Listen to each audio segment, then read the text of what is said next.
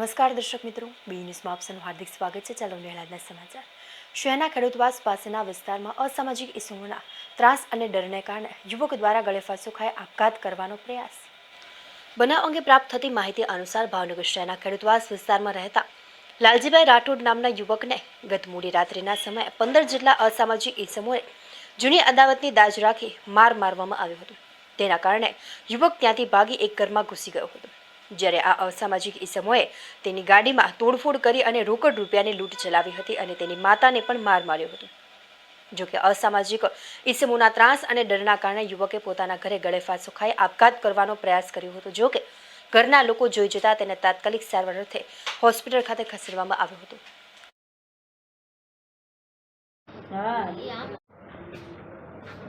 મંદિર છે, રામાપીરનું મંદિર છે ઉપર ઢોરી ઉપર ના તો મારો છોકરો ના જુગારી લોકો રમાડે તો મારો છોકરો ના ગયો ઢોરી ઉપર તો ગાડી કે લઈ લે એમ કરીને મારા છોકરાને મારવા દોઈટા। હા, રમેશ વાજા ને જખર સાચું નામ મનીષા લાલજી રાઠોડ મેળીમાની ધાર જૂની અદાવતથી વારંવાર આવી રીતે બાજુ આવે છે। એના કારણે મારા ઘરવાળા ગળાપો ખાઈ ગયા છે। મારી હાઉને માર્યું એ પહેલાં એ હંસા નામની બાઈને આવી રીતે મર્ડરમાં એ લોકો ગયા છે। મારા માસીજીને માર્યા, કેસીબેનને, ચંપાબેનને, એનો છોકરો એક મરી ગયો ને સરિયું મારીથી, મુનાભાઈને, અજયભાઈને, જખર, પછી મેહુલ, રાહુલ, સંજય, અજય ને રમેશ વાજા ને એવા તો કેટલાય આવે એની આરે દાળિયા બની એના મોઢા નથી દેખાતા। રામાપીરે જુગાર રમાડે ને એમાં લીધે આ બધું થાય છે। કાંઈ પોલીસ વાળા ધ્યાન નથી દેતા, અમારી ઉપર બધી કાર્યવાહી કરે છે। હંસાબેન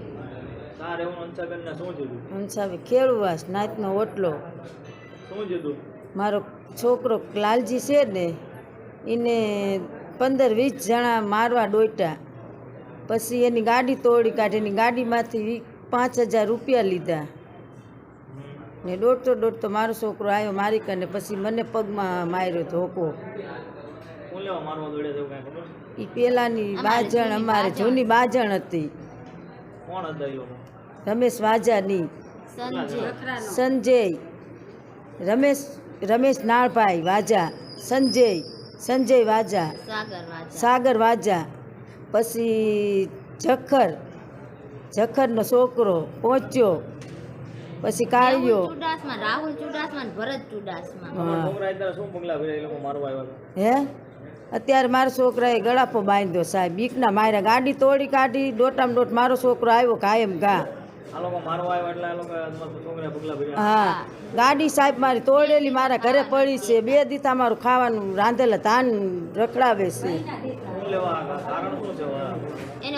એને હું દાજ છે એમને કાંઈ ખબર નથી, એ કાંઈ ખબર સાહેબ નથી અમને।